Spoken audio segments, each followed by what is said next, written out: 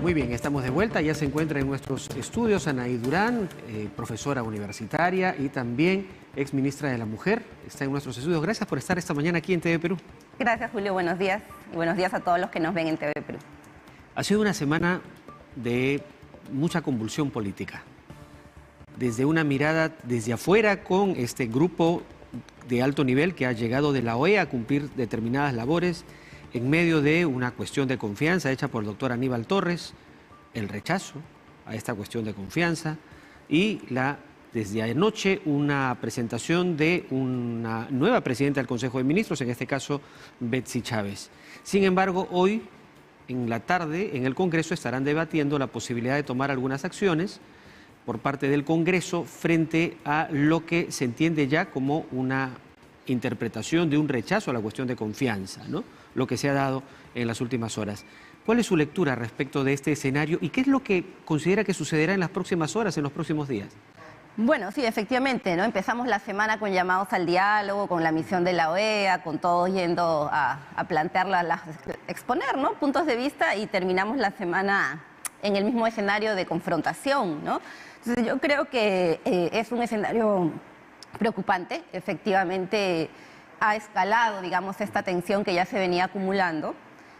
Sigue siendo expresión de que hay una descomposición del régimen, ¿no? Esto viene de antes. Yo creo que la mirada larga lo podemos situar en el 2001, una transición mal hecha, ¿no?, que no se animó a hacer reformas estructurales de fondo, empezando por el marco constitucional, y una mirada más corta al 2016, ¿no?, con esta hipermayoría del fujimorismo, con estos intentos de vacancia, esta apertura de la caja de Pandora de la vacancia por incapacidad moral, y el viraje lentamente hacia un régimen cada vez más parlamentarista, que es lo que tenemos, un desequilibrio de poderes, ¿no? Entonces yo sí creo que hay un momento de mayor algidez de la crisis política, porque es una crisis básicamente política institucional, ¿no?, que revela además el agotamiento, como decía, de esa transición del 2001, la necesidad de abrir el diálogo a nuevos actores, porque los que están atrincherados en sus posiciones no están abriendo el diálogo a la ciudadanía. Y como decía también ayer o hace poco, ¿no?, hay que reformular y hay que ir a reformas de fondo, ¿no? Una constitución que está siendo interpretada todos los días por diversos constitucionalistas, que está siendo además constantemente vulnerada por el mismo Congreso, que no está generando ya el consenso suficiente como para asegurar gobernabilidad, ¿no? Y el Congreso quiere seguir cambiándola. No es que no se quiera cambiar, es que no se quiere cambiar con apertura a la ciudadanía. Entonces yo creo que va a ser una semana y unos días de aquí a diciembre en el cual vamos a tener la misma confrontación. Creo que el Congreso está decidido, y pese a que han dicho que no, que ellos no son golpistas, a seguir en su intento finalmente, que es el golpismo, hacerse del poder sin ganar elecciones populares. Y eso es lo que ellos están empeñados, por lo menos este sector que hemos visto muy beligerante desde el inicio del gobierno, ¿no? Hay una confrontación desde el inicio, desde el día 1 e incluso desde antes de que Pedro Castillo asumiera la máxima magistratura de nuestro país, la presidencia de la República. Los ataques han sido constantes desde el Congreso hacia el Ejecutivo, hasta que pareciera que el Ejecutivo ha dicho basta, hasta aquí no más. Entonces ya el Ejecutivo tomó acción, y la acción más clara ha sido este planteamiento de cuestión de confianza, que ha sido rechazado. Es decir, ya estamos arribando o escalando a un nivel de confrontación en la clase política en donde ya se impondrá el que use una mejor estrategia política, el que se imponga sobre el otro, o todavía existen algunas puertas allí que permitan, que se sienten a tratar de lograr lo que siempre digo aquí en el programa, un diálogo inteligente por salvaguarda de nuestra democracia. Bueno, yo creo que está bastante complicado, ¿no? Lamentablemente la sociedad ha seguido polarizándose, ¿no? Tenemos ahí cámaras de eco en que cada sector escucha solamente a los suyos, ¿no?, y se retroalimenta y se autoconvence de su posición. Yo creo que eso es, y despreciando la posición del otro, ¿no? Eso me preocupa mucho en el caso del Congreso, ¿no? Vemos congresistas que insultan al presidente, y cuando lo hacen también están agraviando a sus votantes, ¿no? Y con eso se está exasperando esta tensión, esta confrontación. Yo esperaría que por lo menos todos se comprometieron a escuchar a la OEA, pues por lo menos escuchen el informe, ¿no? Se trate de hacer algún esfuerzo más de diálogo y asumir que también se necesita abrir otros espacios del diálogo, que las instancias que existían también se han agotado. En el Acuerdo Nacional, por ejemplo, el Acuerdo Nacional respondió a otro momento, ya no está siendo representativo de los actores que podrían destrabar esta tensión, ¿no? Entonces, creo que esperaríamos que se pudiera abrir por ahí alguna ruta, pero me temo que vamos a seguir en la confrontación y ojalá que haya sectores, haya organizaciones sociales, haya sectores ciudadanos que empujen más bien a este diálogo, anulando cualquier intento de más bien hacer más precaria todavía nuestra democracia, ¿no? En algún momento se acercaron a la conferencia episcopal, hubo una reunión del presidente del Consejo de Ministros, el doctor Aníbal Torres en su momento, y se podría entender como la búsqueda de un mediador que ayude a que se sienten a conversar, y esto ya podríamos decir se deja de lado, o todavía allí considera que hay posibilidades de actores ajenos a estas dos fuerzas en confrontación para lograr un entendimiento. La verdad, creo que en este caso la Iglesia lamentablemente tomó partido bastante rápidamente, ¿no? Vamos a ver también la posición de la nueva Premier, ¿no? Si ella quiere abrir posibilidades de diálogo. Me parece muy firme en algunos temas, le he escuchado la posición que tiene sobre el tema del poder constituyente y la posibilidad de una nueva constitución. Entonces creo que más bien vamos a ver cómo se va desempeñando este nuevo gabinete, o sea, y qué cosa va a priorizar, ¿no? Porque creo que también hay mucho prejuicio, rápidamente se ha dicho de choque. Vamos a ver, creo que en este momento se necesita dar mensajes claros a la ciudadanía de que se va a mantener, por un lado, la democracia y por otro lado, en el caso del gobierno, que se van a llevar a cabo las promesas de cambio prometidas, ¿no? Que finalmente es lo que está también esperando la población.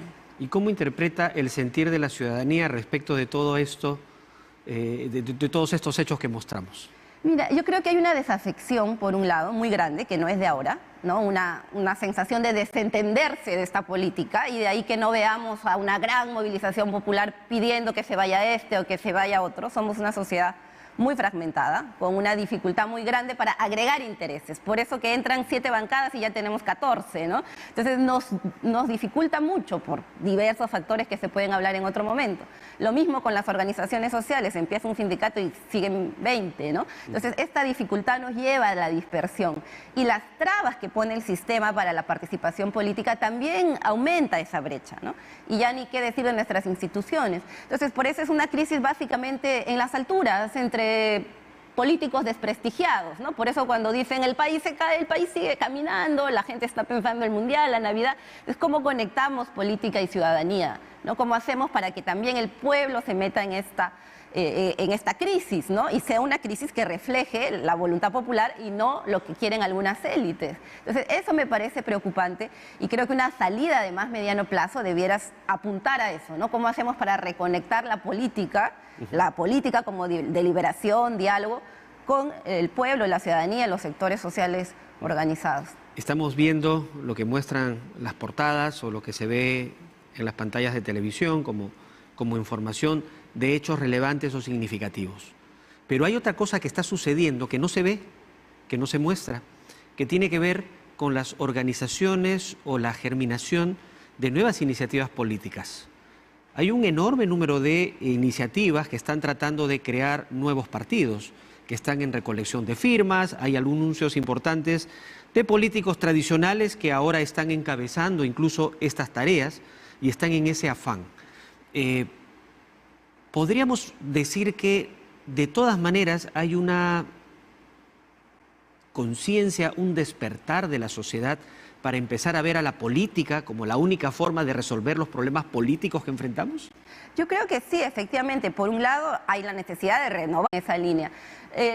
Diferentes colectivos, ¿no? Nosotros, por ejemplo, que hemos organizado este colectivo Mujeres por Nueva Constitución, también estamos por ahí teniendo una forma de hacer política, Lo que pasa es que pareciera que es una forma de acción en el campo, pero no llegan a la representación y a la toma de decisiones. Entonces, como que hay una brecha o hay una barrera que no permite hacer ese tránsito porque es legítimo, no que cualquiera que tiene representación y tiene un ideal, un propósito, tenga también la posibilidad de llegar al Congreso para hacer sentir su voz.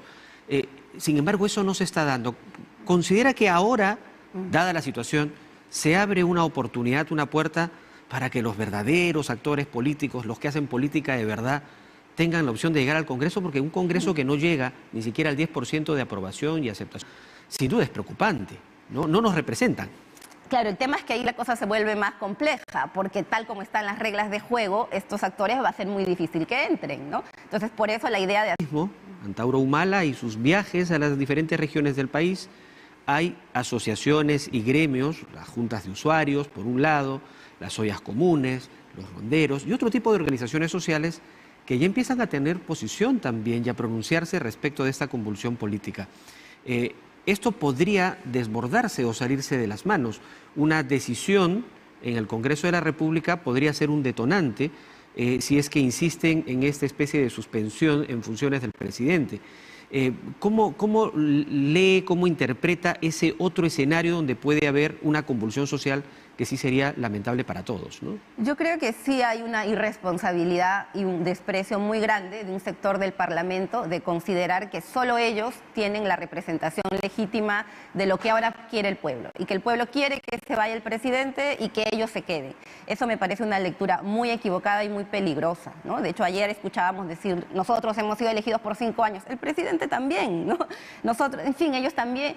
Entonces, eso es muy peligroso porque efectivamente no va a traer estabilidad, no va a traer las condiciones para poder salir de esta crisis permanente de representación y al contrario, va a ser un tirar los dados para ellos consolidarse un tiempo más, ¿no? A mí eso me preocupa sí porque efectivamente que la idea esta que tienen empecinada de sacar al presidente y quedarse ellos no es democrática. Podrá ser legal, podrá estar en el marco de la Constitución que ellos mismos han ido reformando, pero no está siendo democrática y no va a ser legítima frente a los ojos de un buen sector de la ciudadanía, ¿no? Que efectivamente todavía considera que este gobierno debe continuar. Ahora, esta propuesta, por ejemplo, de adelanto de elecciones que ha tenido también muchos reflectores mediáticos, ¿es la mayoritaria? O sea, ¿qué sustenta eso? ¿Las encuestas? Yo creo que no.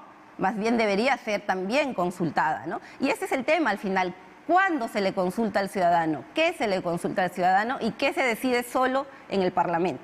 Entonces, eso, cuando se resuelva eso, cuando vayamos también como ciudadanía exigiendo más voz, creo que eso va a poder ir cambiando, ¿no? Es una iniciativa que además se ha promovido desde el Congreso para buscar un adelanto de elecciones, una especie de respuesta al que se vayan todos, ¿no?